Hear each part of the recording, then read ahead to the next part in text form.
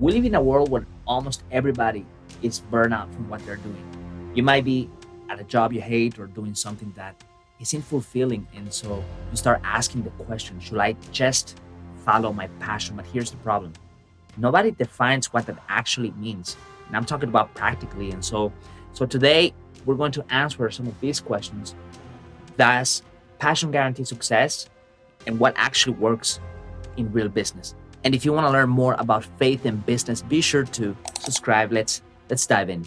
Here's what we've been sold. Either you should follow your passion 100% or be practical and miserable.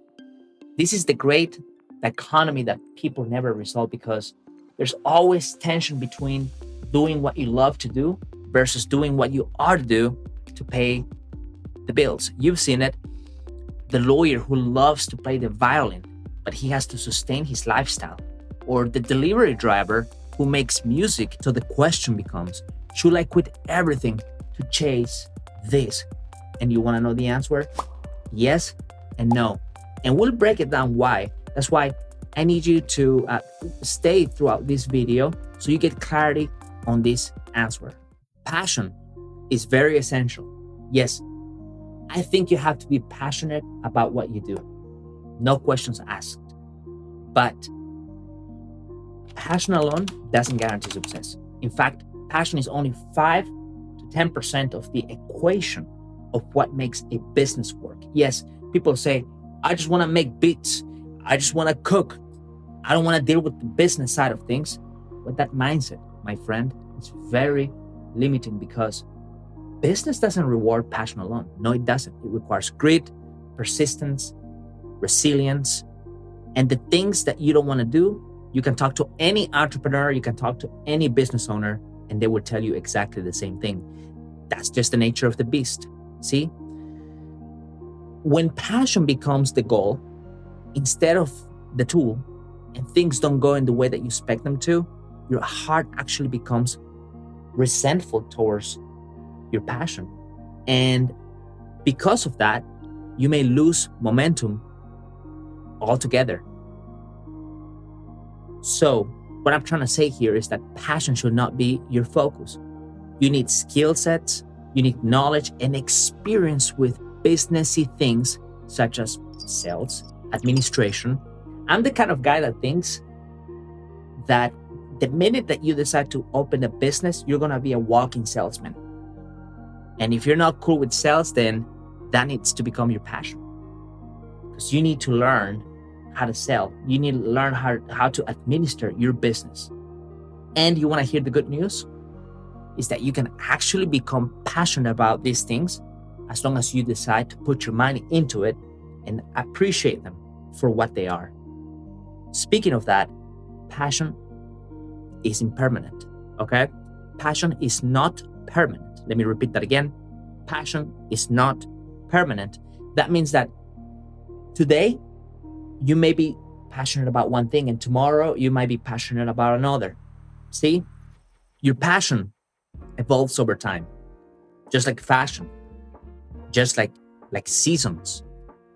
What you loved 10 years ago may not serve you today. This is what we're seeing right now as we are in the new industrial era of AI. We're seeing a lot of people that all of a sudden have a passionate about this new thing that just came out. But maybe 10 years ago, their passion was something else. And if you ask me about this is not failure. This is actually growth. Because we as humans evolve, and so does our passion. So let me give you a personal example here. I didn't always love public speaking. Actually, public speaking was the last thing in my list. I was too shy. I remember when I was in college, I had to do a presentation about a certain topic and my legs were shaking. And I was like, I don't think I'm going to do this anymore. But throughout the course of the time, I developed the skill set of public speaking. Hence why I'm actually doing these videos. Now, does this mean that I don't get anxious at times, right? Actually, that's not the case. I think I still feel anxious today, just as I felt 10 years ago. But I've learned to develop a strong interest with public speaking because my passion to help you succeed through encouragement outweighs any obstacle that might be in the way. So, should you follow your passion alone in business? That's the question that I ask. Should you follow passion alone? We can make this conclusion safely, okay? While your passion is important, passion alone in business is a no-no. Let me say that again. While your passion is important, passion alone in business is a no-no. You actually need the 3 P's, which I'm going to talk to you guys in this moment. And if you stayed up to this point, make sure to like this video. And whether or not you agree with me, drop a comment in the chat. I love to learn what you think. All right. The first P is passion, okay? You're like, what? We've been talking about passion. Yes, we've been talking about passion for a few minutes, but let me tell you what I mean in this framework of the 3 P's. Yes, you have to have passion to succeed in any endeavor, okay? Quite frankly, I'm the guy that says you have to follow your passion. That's my take on this. Other people might disagree with me, and that is totally okay, because passion in simple terms is doing something that you care for. That's it. You don't have to be in love with it. You don't have to love it to the degree that, oh my gosh, the whole world is going to collide if this doesn't work.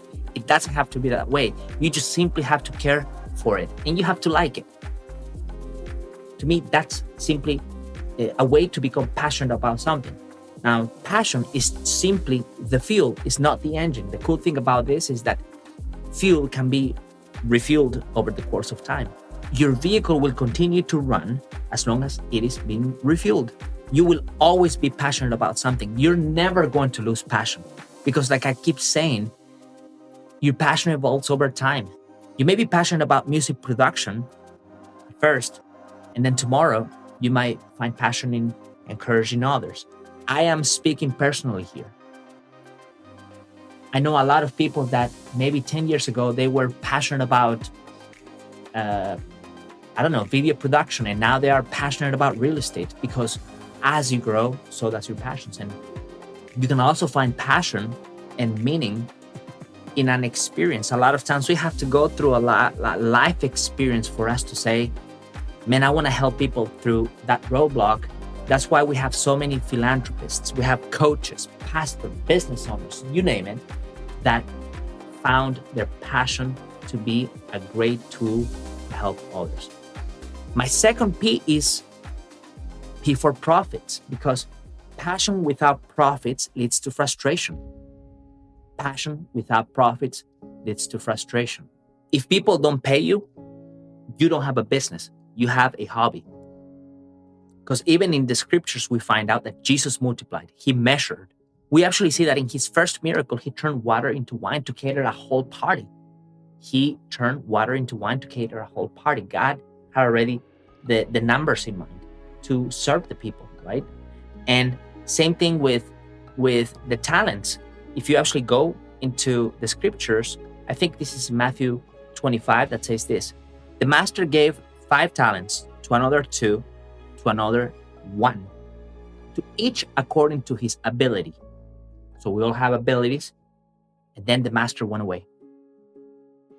Then it goes to say, the man who has received 5 talents went at once and put his money to work and gained 5 talents more. So this guy is productive. This is the highly productive guy who has been given 5 talents, and he's put that to work to the degree that it multiplied what he invested.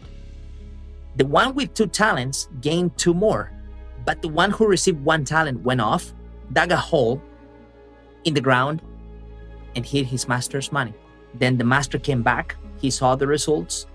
The guy that got 5 talents more, he was given more responsibility. But the one that went ahead and hid his talents, the master wasn't pleased and condemned him.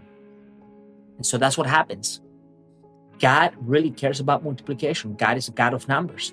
So if he's going to give you a passion or a talent, you have to think about multiplying it. You have to think about numbers, because business is a numbers game, period. But passions and profits alone can become meaningless. That's why a lot of people tell you, hey man, I did everything that I wanted to do, right? I had a great career, I had money, and I chased everything under the sun, and I was still unhappy because your passions are not about you. They're about who you serve. And so that's why my third P is so essential, and it's purpose. Purpose. What purpose is, it's simply doing things beyond you. Yes, it's just simply doing things beyond you. Purpose answers the following question: who does this serve? If you're a great lawyer, who do you care about serving the most, right? If you got into law school just so you can make money, I don't know, you might hit a roadblock eventually in the future, because you do have to care about the people who you serve, and that's where purpose comes in, right? The question that I ask people is, what contributions would you like to make through the gift of passion? Because passion is a gift. See, if your business is only about you, your audience is going to feel it. They are going to sniff it from like 100 yards apart. And guess what? They're going to leave you. What we do is for others. God gave us talents and abilities to bless this world and make this world a better place. And that's our purpose. When passion serves purpose and purpose produces profit, you just don't build a business. You build a legacy. You see what I'm talking about? Let's bring it home. Passion is essential, but it's not enough. Profit validates value, and purpose sustains everything. And if you align all of these three, you'll always endure. And if this video helped you, be sure to subscribe and click here to continue learning.